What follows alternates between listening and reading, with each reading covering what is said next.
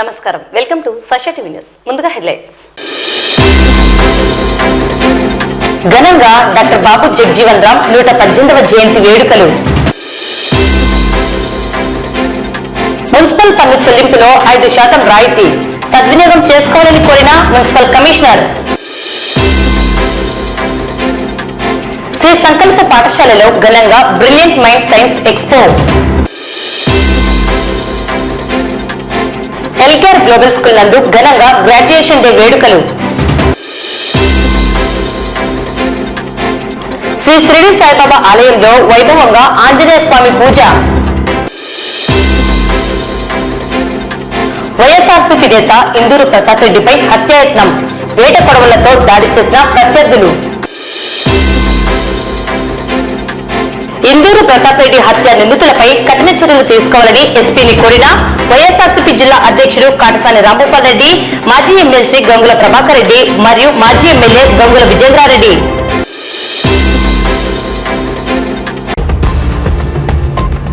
పేదరికంలో పుట్టి మహోన్నత స్థాయికి ఎదిగి దేశానికి ఉప ప్రధానిగా డాక్టర్ బాబు జగ్జీవన్ రామ్ చేసిన సేవలు చిరస్మరణీయమని, ఆయన ఆశయ సాధనలో ప్రతి ఒక్కరూ నడుచుకోవాలని రాష్ట్ర న్యాయ మైనార్టీ సంక్షేమ శాఖ మంత్రి ఎన్ఎండి ఫరూక్ అన్నారు. శనివారం నంద్యాల పట్టణం ఆర్టీసీ బస్టాండ్ సమీపంలోని డాక్టర్ బాబు జగ్జీవన్ రామ్ 118వ జయంతి సందర్భంగా వారి విగ్రహానికి మంత్రి ఎన్ఎండి ఫరూక్, ఎమ్మెల్సీ ఇసాక్ బాషులతో పాటు జిల్లా collector Rajakumari, municipal chairperson Mabunisa, joint collector Vishnu Charan, దళిత సంఘాల నాయకులు పూలమాలలు వేసి ఘనంగా నివాళులు అర్పించారు. అనంతరం విక్టోరియా రీడింగ్ రూమ్ ఆవరణలో సాంఘిక సంక్షేమ శాఖ ఆధ్వర్యంలో ఏర్పాటు చేసిన సమావేశంలో వారు మాట్లాడుతూ, దేశానికి ఉప ప్రధానిగా డాక్టర్ బాబు జగ్జీవన్ రామ్ చేసిన సేవలు ఎనలేనివని, ఆయన ఆశయ సాధనలో ప్రతి ఒక్కరూ నడుచుకోవాలని సూచించారు. అప్పటి చట్టాలు వివక్ష లేని సమాజం ఏర్పాటు చేసిన మహనీయులు బాబు జగ్జీవన్ రామ్ అన్నారు. డాక్టర్ అంబేద్కర్ కూడా ఒక దళితులకే కాదు మనందరికీ నాయకులన్నారు. ప్రధాన కేంద్రంలో మంచి విగ్రహాన్ని ఏర్పాటు చేయడం జరుగుతుందన్నారు. అలాగే ప్రజలకు ఇచ్చిన ప్రతి హామీ నెరవేర్చే దిశగా చర్యలు చేపట్టడం జరుగుతుందన్నారు. ఎల్లప్పుడూ ప్రజలకు సేవలు అందించే దిశగా అడుగులు వేయడం జరుగుతుందన్నారు. డాక్టర్ బాబు జగ్జీవన్ రామ్ కు భారతరత్న అవార్డు ఇచ్చేందుకు అన్ని సంఘాల నాయకులు ప్రభుత్వానికి ప్రతిపాదనలు పంపాలని మంత్రి సూచించారు. భారత జాతి సమగ్రతకు జాతి, మతం, కులం, వర్గం అనేది ఉండకుండా దేశ అభివృద్ధిపై ప్రతి పౌరునికి బాధ్యత ఉండాలన్నది డాక్టర్ బాబు జగ్జీవన్ రామ్ తపన అని అన్నారు. ఈ విషయాన్ని ప్రపంచానికి చాటి చెప్పిన మహోన్నత వ్యక్తి అని కొనియాడారు. సుదీర్ఘ రాజకీయ చరిత్రలో భారతదేశపు ఉప ప్రధానిగా, రక్షణ శాఖ మంత్రిగా ఉన్నప్పుడు ఇండో పాక్ విప్లవంలో కీలక పాత్ర పోషించారన్నారు. వ్యవసాయ శాఖ మంత్రిగా ఉన్నప్పుడు హరిత విప్లవం, కార్మిక శాఖ మంత్రిగా ఉన్నప్పుడు కార్మికుల సంక్షేమం, రైల్వే, రవాణా మంత్రులుగా ఎన్నో పదవులు అలంకరించి ప్రజలకు అత్యంత ఉపయోగపడే అనేక సంస్కరణలు ప్రవేశపెట్టారని తెలిపారు. ఈ కార్యక్రమంలో కౌన్సిలర్ నాగార్జున, దళిత సంఘాల నాయకులు కొమ్మపాలెం Srinivas, Balaswamy, Linganna, Chinna Venkataswamy, Sriramulu, Venkata Subbaiah, Chitikala Salomi, Lakshmi Srinivas, Narasimhaiah, SC ST vigilance monitoring committee సభ్యులు, జిల్లా అధికారులు, దళిత ప్రజా సంఘాల నాయకులు తదితరులు పాల్గొన్నారు. అందరికీ నమస్కారం. ఈ రోజు మనం బాబు జగ్జీవన్ రామ్ జయంతి సందర్భంగా ఇక్కడికి వచ్చి ఆయన్ను మననం చేసుకోవడం జరుగుతూ ఉంది. మహానేతల జన్మదినాలు గాని, ఏ అకేషన్ గాని వాళ్ళని ఒకసారి మననం చేసుకోవడం వల్ల మనము పునరుత్తేజితం అవుతామని చెప్పడానికి ఎటువంటి సంశయం లేదు. జగ్జీవన్ రామ్ గారు స్వాతంత్ర ఉద్యమంలో పాల్గొన్న మహానేత. కాంగ్రెస్ లో విపరీతంగా మహాత్మా గాంధీతో పాటు అడుగిడినాడు.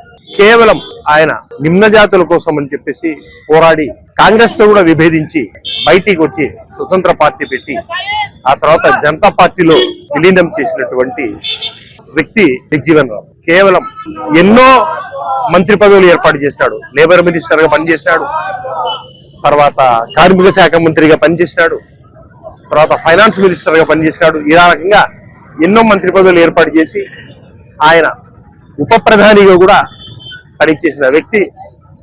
ఆయన 50 సంవత్సరాల రాజకీయ చరిత్రలో ఒక్కసారి కూడా ఓటమి ఎరగకుండా ఉన్న రికార్డ్ వ్యక్తి ఎవరు అంటే జగ్జీవన్ రామ్ గారు.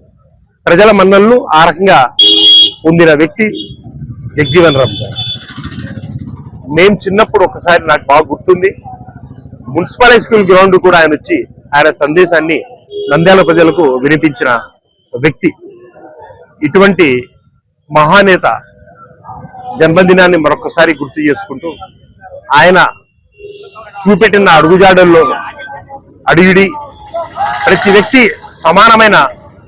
సమాన హక్కులతో ఉండాలని చెప్పేసి ఆయన ఆశయాన్ని మేము కూడా ముందుకు తీసుకెళ్తామని తెలుపుతూ మరొకసారి జగ్జీవన్ రామ్ గారి జన్మదినాన్ని మరొకసారి గుర్తు చేసుకుంటూ సెలవు తీసుకుంటాను. నమస్కారం. అందరికీ నమస్కారం. బాబు జగ్జీవన్ రావు గారి జయంతి శుభాకాంక్షలు ముందుగా అందరికీ తెలియజేసుకుంటూ, ఏదైతే ఆయన బలహీన వర్గాల కోసం ఆ రోజు పాటుపడి ఆశాజ్యోతిగా నిలిచి ఈ రోజు అందరికి మార్గదర్శకాలు అయ్యి ఎంతో మంది మహనీయులలో ఆయన కృషి ఉందని మనం అందరం గమనించాలి. మనమందరము మన దేశం పట్ల, రాష్ట్రం పట్ల ఎంతో మహనీయులు ఈ రోజు మనము వాళ్ళ చరిత్రలను తలుచుకుంటూ వాళ్ళను స్మరించుకుంటున్నామంటే వాళ్ళందరూ మన దేశం కోసము మన కోసం ఎంతో పాటుపడినారనేది మనమందరం గుర్తుంచుకోవాలి. వాళ్ళందరి ఆశయాలకు అనుగుణంగా మనమందరం నడుస్తూ మన ఊరికి, మన రాష్ట్రానికి, మన దేశం పట్ల దేశభక్తితో అందరం కలిసికట్టుగా ఉంటూ ముందుకెళ్లాలని మనస్ఫూర్తిగా కోరుకుంటూ మరొకసారి వారిని స్మరించుకుంటూ ఘన నివాళులు అర్పించుకుంటూ ఇంకొకసారి జయంతి శుభాకాంక్షలు తెలియజేసుకుంటాం. రాష్ట్ర ప్రభుత్వం అన్ని మున్సిపాలిటీల పరిధిలో ఈ నెల 1వ తేదీ నుండి 30వ తేదీ లోపల మున్సిపాలిటీకి చెల్లించాల్సిన పన్నులలో 5% రాయితీ ఇవ్వడం జరిగిందని, ఈ అవకాశాన్ని పట్టణ ప్రజలు సద్వినియోగం చేసుకోవాలని కమిషనర్ నిరంజన్ రెడ్డి కోరారు. నంద్యాల పట్టణంలోని పన్ను చెల్లింపుదారులకందరికి కూడా ఒక శుభవార్త.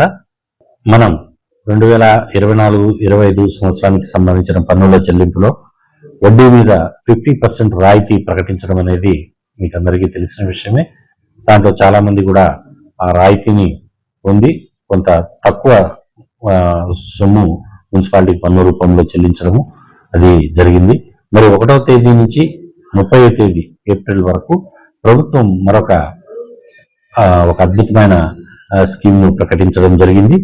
దీని ప్రకారం మరి రాష్ట్ర ప్రభుత్వం మరి కేబినెట్ మీటింగ్ మన మంత్రి గారు అందరూ కలిపి ఒక నిర్ణయం తీసుకుని పన్నులో 5% రాయితీ ఇవ్వడం, అంటే అర్లీ బర్డ్ ఆఫర్ అంటాం దీన్ని. ఇది ఎవరైతే పన్ను ఈ ఏప్రిల్ నెల చివరిలోపు చెల్లిస్తారో వాళ్ళందరికీ కూడా వాళ్ళ పన్నుల్లో చెల్లించాల్సిన పన్నులో 5% అనేది రాయితీ ఇవ్వడం జరుగుతుంది. అంటే 100 రూపాయలు చెల్లించాల్సిన వాళ్ళు 95 రూపాయలు మాత్రమే చెల్లించాల్సిన అవసరం ఉంటుంది. గతంలో ఏమిటంటే 100 రూపాయలు చెల్లింపు చేయవలసిన వాళ్ళు పన్ను చెల్లించకపోతే నెలకు 2 రూపాయల చొప్పున మనకు వడ్డీ రూపంలో చెల్లించాల్సిన అవసరం ఉండేది. ఇప్పుడు ప్రస్తుతం దాన్ని తీసేసి ఒరిజినల్ పన్నులోనే 5% అనేది తగ్గించే అవకాశాన్ని ప్రభుత్వం కలగజేసింది. కాబట్టి దయచేసి ప్రజలందరూ కూడా గుర్తెరిగి ఈ అవకాశాన్ని సద్వినియోగం చేసుకుని మీ ఇంటి పనులు సక్రమంగా మరి 5% రాయితీతో చెల్లించి ఈ అవకాశాన్ని వినియోగించుకోవాల్సిందిగా కోరుతున్నాము. అదేవిధంగా మీరు చేసే ఈ పని వల్ల మన పట్టణంలోని కొన్ని అభివృద్ధి కార్యక్రమాలు కూడా చేయడానికి అవకాశం ఉంటుంది. కాబట్టి దయచేసి అందరూ కూడా సహృదయంతో సహకరించాల్సిందిగా కోరుతున్నాం. నంద్యాల పట్టణంలోని బాలాజీ కాంప్లెక్స్ నందుగల శ్రీ సంకల్ప పాఠశాలలో బ్రిలియంట్ మైండ్ సైన్స్ ఎక్స్పో ప్రదర్శన ఘనంగా నిర్వహించడం జరిగింది. ఈ కార్యక్రమానికి శ్రీ సంకల్ప పాఠశాలల చైర్మన్ సుధాకర్, ప్రిన్సిపల్, పాఠశాల బోధనేతర సిబ్బంది, విద్యార్థులు పాల్గొన్నారు. ఈ కార్యక్రమాన్ని చైర్మన్ చేతుల మీదుగా ప్రారంభించారు. విద్యార్థుల తల్లిదండ్రులు ప్రత్యేక అతిథులుగా పాల్గొని విజ్ఞాన మేళ ప్రదర్శన వీక్షించారు. విద్యార్థులు ప్రదర్శించిన వైజ్ఞానిక సంబంధిత లఘు నాటికలు, నృత్యాలు అలరించాయి. సంభాషణలు, పర్యావరణ పరిరక్షణ, సహజ వనరుల వాడకం మొదలైన వాటిని పొదుపుగా వినియోగించాలని అభినయంతో చూపరులను ఆకట్టుకుంటూ సందేశాత్మకంగా నిలిచాయి. బాబా స్క్రిప్ట్ ద్వారా మూఢనమ్మకాలను సైన్స్ పరిజ్ఞానంతో విశ్లేషణాత్మకంగా తిప్పికొట్టారు.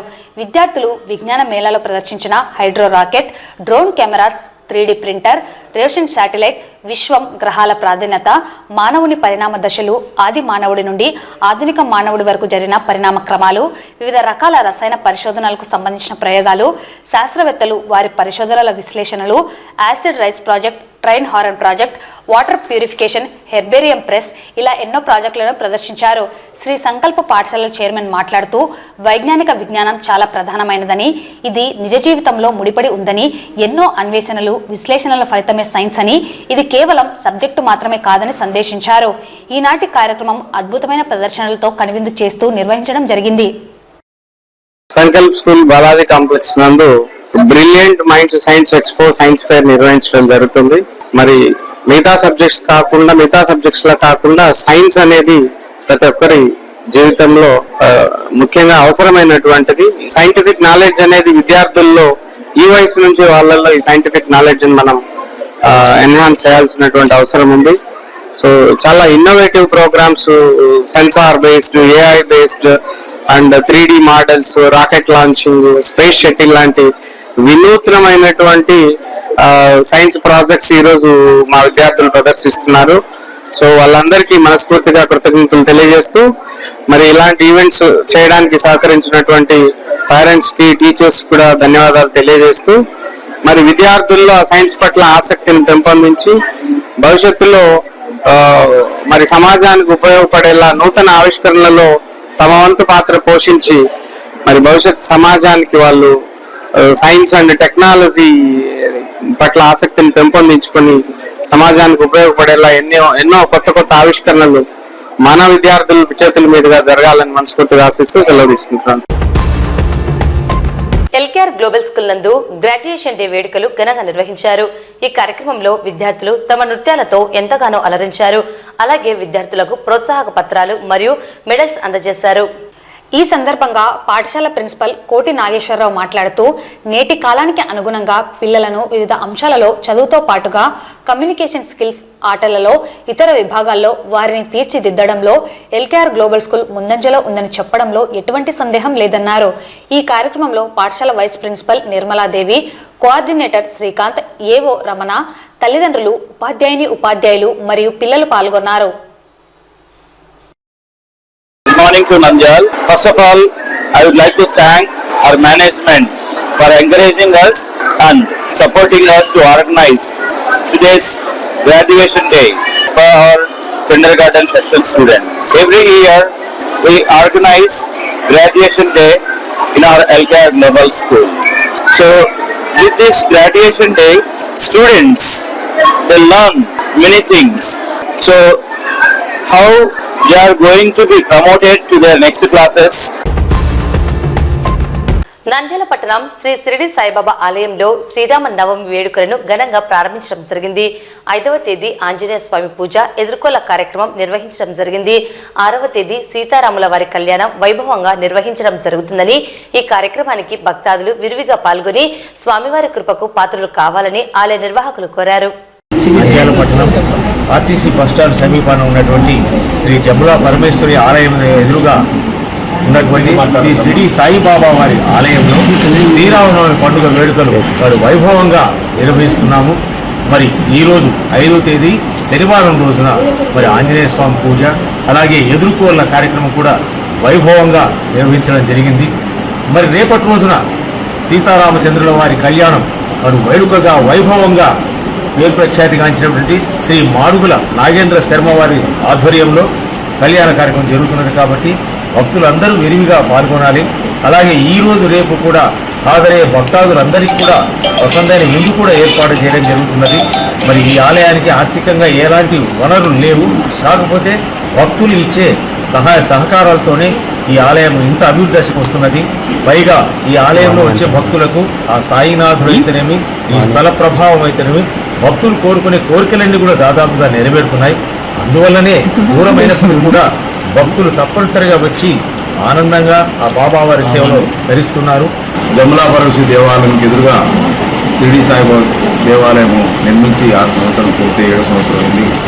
ఈ 3 సంవత్సరాల నుంచి గత 3 సంవత్సరాల నుంచి రాముల వారి కళ్యాణం చేయాలనే ఉద్దేశంతో ఒక అమ్మగారి నడతో వారి ఎంబడే చెల్లించి వాళ్ళ అన్నగారితో విగ్రహాలు ఎక్కించింది. పాలుడు పద్మజ గారు వాళ్ళ అన్నగారు విగ్రహాలు ఎక్కించారు. వాళ్ళ ఆ రోజు నుంచి ఈరోజు 3వ సంవత్సరం జరిగింది. పోయిన సంవత్సరం కూడా అలాగే జరిగిపోయింది. ఈ సంవత్సరం ఊహించకుండా చేయలేమనుకుంటే అందరూ భక్తాదులు నేనున్నాను, నువ్వేం భయపడద్దు అనే ఉద్దేశంతో చెప్పడం వల్ల నేను ఈ కార్యక్రమాన్ని పూర్తి చేయాలనే ఉద్దేశంతో నేను తలంపు చేస్తే భక్తాదులు కొందరు నేనున్నానని అందరూ విధానాలు నాకు ఇచ్చారు. ఇక్కడ ఉన్నటువంటి నంద్యాల పట్టణ వాసులు, మండల వాసులు అందరూ ఈ ఆలయానికి తోడ్పడుతూ, అలాగే పౌర్ణమి హోమాలు చేయించుకోవడానికి రావాలని, ఈ గుడికి అన్నదానానికి సహకరించాలని, ముందుగా ఇంకా అభివృద్ధి చేసే కార్యక్రమం ఉంది కాబట్టి ప్రతి భక్తులు గమనించి ఈ ఆలయం తోడ్పడాల్సిందిగా కోరుతున్నాను. ఈ ఆలయానికి వచ్చిన ఈ రోజు వచ్చిన భక్తులందరికీ ధన్యవాదాలు. నేను అడగంగానే ఎస్బీఐ కాలనీ వాళ్ళు, శ్రీరామ కోలాటం వాళ్ళు నేను అడగంగానే వచ్చినందుకు చాలా సంతోషము.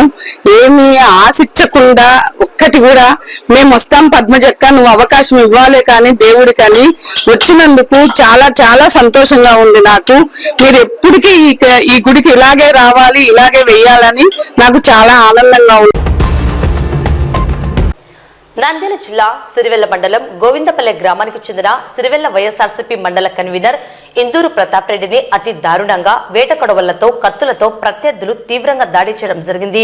ఈ హత్యాయత్నంలో గాయపడిన ఇందూరు ప్రతాప్ రెడ్డిని వెంటనే నంద్యాల జిల్లా ప్రభుత్వ సర్వజన హాస్పిటల్ కు తరలించారు. అక్కడ నుండి మెరుగైన చికిత్స కొరకు నంద్యాల పట్టణంలోని ఉదయానంద హాస్పిటల్ కు తరలించి చికిత్స అందిస్తున్నారు. హత్యాయత్నం జరిగిన విషయాన్ని తెలుసుకున్న ఆర్లగడ్డ మాజీ ఎమ్మెల్యే గంగుల బిజేంద్రారెడ్డి నంద్యాల జిల్లా ప్రభుత్వ హాస్పిటల్ కు చేరి పరిస్థితిని సమీక్షించారు. మాజీ market chairman PP Nagireddy, PP Madhusudan రెడ్డిలు హాస్పిటల్ చేరుకుని పరిస్థితిని అడిగి తెలుసుకున్నారు. జిల్లా ఎస్పీ అదరాసింగ్ రాణా ఉదయానంద హాస్పిటల్ కు చేరుకుని ఇందూరు ప్రతాప్ రెడ్డి పరిస్థితిని తెలుసుకుని వైద్యులను సంప్రదించి మెరుగైన చికిత్స అందించాలని కోరారు. అలాగే హత్యా ఘటనలో సంబంధం ఉన్న వారిపై కేసు నమోదు చేసి వెంటనే అరెస్టు చేస్తామని తెలిపారు. ఈ సందర్భంగా మాజీ ఎమ్మెల్యే గంగుల బిజేంద్రారెడ్డి మాట్లాడుతూ సిరివెల్ల మండలం వైఎస్ఆర్సీపీ కన్వీనర్ ఇందూరు ప్రతాప్ రెడ్డిపై ప్రత్యర్థులు గుడికి వెళ్లి దేవుణ్ణి మొక్కుతున్న సమయంలో వెనుక నుండి వేట కొడవలతో దాడి చేసి తీవ్రంగా గాయపరచడం దారుణమన్నారు. 2017లో టీడీపీ ప్రభుత్వం హయాంలో ఇందూరు ప్రభాకర్ రెడ్డి, శ్రీనివాస్ రెడ్డిలను హతమార్చడం జరిగిందన్నారు. 2014లో టీడీపీ నుండి వైసీపీలోకి ఇందూరు కుటుంబ సభ్యులు పార్టీ మారిన 3 నెలల్లోనే హత్య గావించడం జరిగిందని తెలిపారు. ఆ కేసుకు సంబంధించి ట్రయల్ ఉన్న కారణంగా నేడు ఇందూరు ప్రతాప్ రెడ్డిపై ప్రత్యర్థులు దాడికి పాల్పడడం జరిగిందన్నారు. తమ నాయకులను కోల్పోతుంటే చూస్తూ ఊరుకోమని, ఇలా ఒకే కుటుంబంలోని వ్యక్తులను పొట్టన పెట్టుకోవడం దారుణమన్నారు. చట్టంపై, పోలీసులపై నమ్మకం ఉందని సంయమనం పాటించాలని కోరారు. ఇందూరు ప్రసాద్ రెడ్డి ఉన్నారు దీంట్లో వ్యక్తం, అది ఒక రవిచంద్ర రెడ్డి ఇంకొక వచ్చి వీళ్ళపైన దాడి చేశారు. గుడిలో ఉండినప్పుడు దాడి చేశారు. ఇప్పుడు ఇక్కడ వచ్చి చూసాను, అక్కడ డిఎస్పీ అలగడ్డ ఉన్నారు, ఇన్వెస్ట్ చేస్తాను. ఇప్పుడు వాళ్ళు సిటీ స్కాన్ అన్ని అయింది, స్టేబుల్ కండిషన్ లో ఉన్నాడు. ఇప్పుడు వెంటనే వాళ్ళకి పట్టుకొని ఎఫ్ఐఆర్ నమోదు చేసి పట్టుకున్నాము. ఇప్పుడు ఎఫ్ఐఆర్ నమోదు, అది కొన్ని హెడ్ ఇంజరీ ఉన్నాయి, వేరే పైన ఉన్నాయి, కానీ అవుట్ ఆఫ్ డేంజర్ ఉన్నారు. ఇప్పుడు డాక్టర్స్ కూడా మాట్లాడాను, బాగానే చూసుకుంటారు.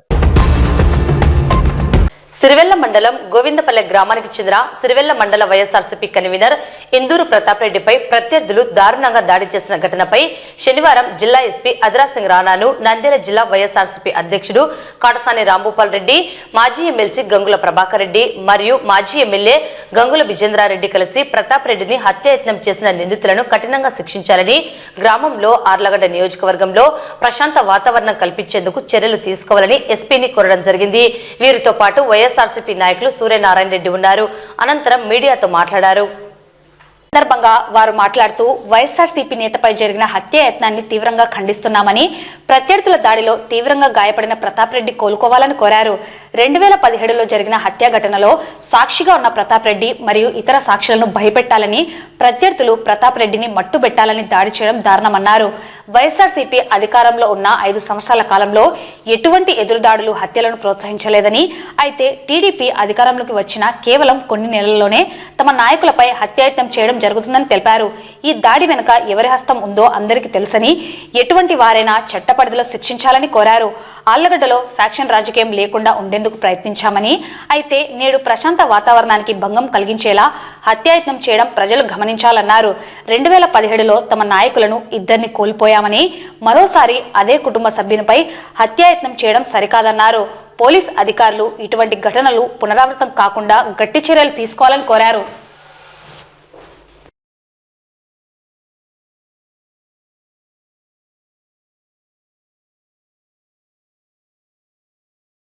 ఈరోజు 11 గంటలకు 11:30 గోవిందపల్లిలో ప్రతాప్ రెడ్డి అనే అతన్ని అటాక్ చేయడం జరిగింది.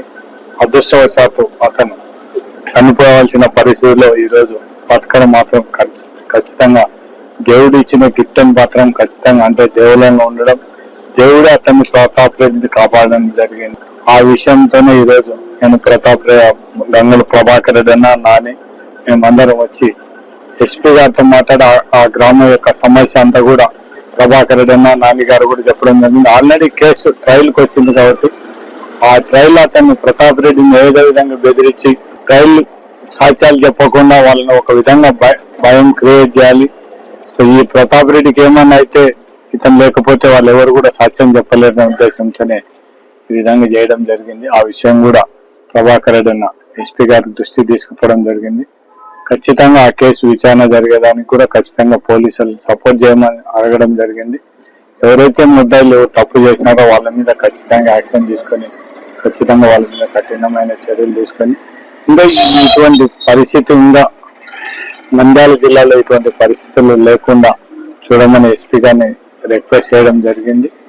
ముద్దాయిల మీద కఠినంగా చర్చించమని కూడా కోరడం జరిగింది. కాబట్టి ఎస్పీ గారు కూడా రెస్పాండ్ అయ్యి ఖచ్చితంగా నేను వీళ్ళకి న్యాయం చేస్తాను, ఆ ముద్దాయిల మీద ఖచ్చితంగా యాక్షన్ తీసుకుంటామని చెప్పారు. ఈ హత్య ప్రయత్నానికి కారణం ఏంటంటే 2017లో ఇందూరు ప్రతాప్ రెడ్డి శ్రీనివాస్ రెడ్డి ఒక డబుల్ మర్డర్ జరిగింది. ఆ ఊర్లో ఇందూరు ప్రతాప్ రెడ్డి తమ్ముడే ఈరోజు ఇందూరు ప్రభాకర్ రెడ్డి తమ్ముడే ఇందూరు ప్రతాప్ రెడ్డి. ఆ కేసులో ఈయన మెయిన్ విట్నెస్ రేపు ఈ నెలలోనే ఏప్రిల్ నెలలోనే షెడ్యూల్ ఇచ్చారు కోర్టు విచారణకు అని చెప్పేసి. అది విచారణ జరుగుతుంది, అంతలోపల ఎవరో చేయాలన్న ఉద్దేశంతో ఈ రోజు ఒక అటాక్ చేయడం జరిగింది. అది చాలా పెద్ద ఎత్తున వాళ్ళు ప్లాన్ చేశారు దేవుడి వల్ల. కానీ ఇటువంటి పరిస్థితుల్లో ఎందుకు ప్రోత్సహిస్తున్నారో నేను ఈరోజు తెలుగుదేశం పార్టీ వారిని అడుగుతాం. ఇటువంటి పరిస్థితులను ప్రోత్సహించకుండా మేము ఎన్ని రోజుల నుంచి కాపాడుకుంటా ఆలగడ్డ తాలూకాలో ఇటువంటి చిన్న ఇన్సిడెంట్ కూడా గత 5 సంవత్సరాల్లో 2017లో వాళ్ళ ప్రభుత్వంలో మా వాళ్ళని ఇద్దరు చంపితే 2019 నుంచి 2024 వరకు మా ప్రభుత్వంలో ఒక చిన్న ఇన్సిడెంట్ కూడా ఆ ఊర్లో జరగకుండా చూసుకుంటూ వస్తున్నాం. ఇంత పెద్ద ఎత్తున మేము చూసుకుంటూ వస్తుంటే మరి పెద్ద వాళ్ళు ఎందుకు ఎవరు ప్రోత్సాహం వాళ్ళు ఇది చేశారో తప్పకుండా వాళ్ళు కూడా ఈ రోజు వాళ్ళు ఎవరైనా తప్పు చేస్తుంటే వాళ్ళు కూడా శిక్షించాల్సిన పరిస్థితి వాళ్ళు కూడా ఆలోచన చేయాలి. ఏదైతే ఎప్పుడో ఆలగడ్డ ఫ్రాక్షన్ నుంచి 1999 2000లోనే ఆలగడ్డ బయటపడ్డది. ఈరోజు ఫ్రాక్షన్ అనేది లేకుండా ఆలగడ్డ ఉంది. మళ్ళా మీరు ఇటువంటి ప్రోత్సహిస్తే అటువంటి పరిస్థితి వస్తాయి కాబట్టి దయచేసి అటువంటి దానిలకు మీరెవరు కూడా ఊతమీయొద్దని చెప్పేసి కూడా మీకు కూడా తెలియజేస్తున్నా. మే నుంచి జూన్ నుంచి ఎలా ఉన్నాయి పరిస్థితులు అని చెప్పేసి మీరు కూడా ఆలోచన చేయండి. ఆలగడ్డ ప్రజలకందరూ కూడా నేను కూడా విజ్ఞప్తి చేస్తున్నా, మీరే ఆలోచన చేయాలి, ప్రజలే ఆలోచన చేయాల్సింది. ఎందుకంటే ప్రజలే ఇబ్బంది పడుతున్నారు ఈ రోజు. కాబట్టి ప్రతి ఒక్కరు కూడా గమనించమని చెప్పి కోరుకుంటూ మీ ద్వారా ఇటువంటి సమస్యలు ఇటువంటి ప్రయత్నాలు కూడా జరగకుండా భవిష్యత్తులో కాపాడండి ఆలగడ్డని కోరుతున్నాను. మీరు చెప్పేది మైకులు పట్టుకుంటే స్థిరంగా నీతులు తర్వాత చేసే ఇట్లాంటి పనుల అంటే మైకులు పట్టుకున్నప్పుడేమో మేము ఎక్కడ కూడా శాంతి భద్రతలకు విఘాతం కలిగేమో మా అంత ఇది ఉండరు మా అంత అది ఉండరు అని చెప్పి మాట్లాడేది. మీరు మైకులు పక్కన పెట్టంగానే ఇట్లాంటి కార్యక్రమాల్లో చేసేది. గత 5 ఏళ్లలో చూపించండి ఒక్క ఇన్సిడెంట్ ఇట్లాంటి జరిగిందేమో. ఆ రోజు మా వాళ్ళని మేము కాపాడుకున్నాం కానీ ఎక్కడ కూడా మేము ఇట్లాంటి దుశ్చర్యలకు పాల్పడలేదు. ఆ 5 ఏళ్ళు కూడా మా వానికి మేము గన్ లైసెన్స్ కూడా ఇప్పకుండా ఒక గన్మెన్ ఇప్పించినాం. ఫ్రాక్షన్ ఉన్న విలేజ్ వెపన్ ఇప్పిస్తే కూడా ఏదైనా ఇబ్బంది జరగచ్చు క్షణికావేశాల్లో అని చెప్పేసి అతనికి గన్ లైసెన్స్ కూడా ఇప్పకుండా గన్మెన్ ఇప్పించి 5 years పెడితే కేసు ట్రయల్ కి వచ్చింది. గవర్నమెంట్ మారంగానే గన్మెన్ ని తీసేస్తారు. ఈ రోజు ఎలక్షన్ అయిపోయి 9 నెలలు ఈ జిల్లాలో నంద్యాల జిల్లాలో 4వ ఇన్సిడెంట్ ఇది. 4వ ఇన్సిడెంట్ ఇట్లా జరుగుతుంది. 2 ప్రాణాలు కోల్పోయారు, 2 దెబ్బలు తిని ఈ రోజు ఈ స్థితిలో ఉన్నారు.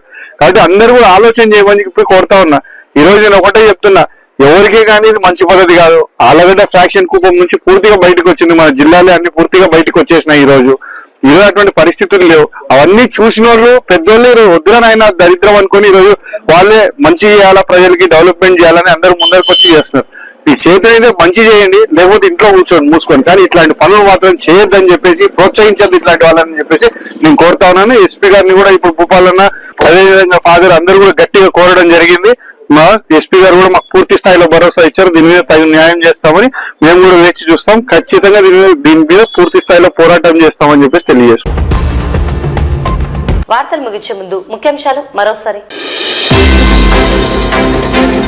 ఘనంగా డాక్టర్ బాబు జగ్జీవన్ రామ్ 118వ జయంతి వేడుకలు. మున్సిపల్ పన్ను చెల్లింపులో 5% రాయితీ సద్వినియోగం చేసుకోవాలని కోరిన మున్సిపల్ కమిషనర్. శ్రీ సంకల్ప పాఠశాలలో ఘనంగా brilliant mind science expo. LKR global school నందు ఘనంగా గ్రాడ్యుయేషన్ డే వేడుకలు. శ్రీ షిరిడి సాయిబాబా ఆలయంలో వైభవంగా ఆంజనేయ స్వామి పూజ. వైఎస్ఆర్సీపీ నేత ఇందూరు ప్రతాప్ రెడ్డిపై హత్యాయత్నం, వేట కొడవలతో దాడి చేసిన ప్రత్యర్థులు. ఇందూరు ప్రతాప్ రెడ్డి హత్య నిందితులపై కఠిన చర్యలు తీసుకోవాలని ఎస్పీని కోరిన వైఎస్ఆర్సీపీ జిల్లా అధ్యక్షుడు కాటసాని రాంభూపాల్ రెడ్డి, మాజీ ఎమ్మెల్సీ గంగుల ప్రభాకర్ రెడ్డి మరియు మాజీ ఎమ్మెల్యే గంగుల విజేంద్రారెడ్డి.